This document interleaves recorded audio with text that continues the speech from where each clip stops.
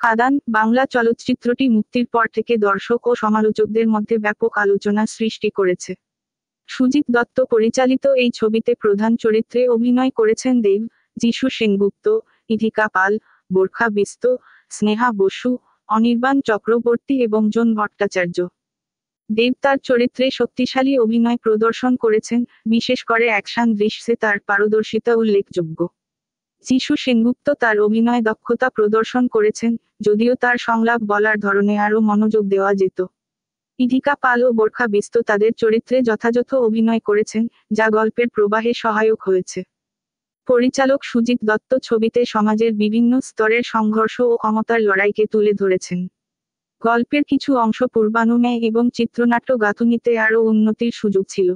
ছবির চিত্রগ্রহণ ও সঙ্গীত প্রশংসনীয়, যা গল্পের আবহ ও মেজাজকে সমৃদ্ধ করেছে।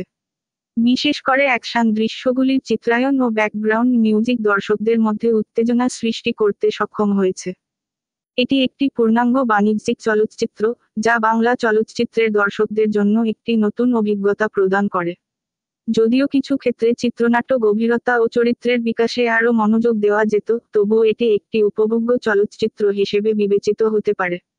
আপনি যদি বাংলা বাণিজ্যিক চলচ্চিত্র পছন্দ করেন, তবে খাদান আপনার জন্য একটি উপযুক্ত চলচ্চিত্র হতে পারে।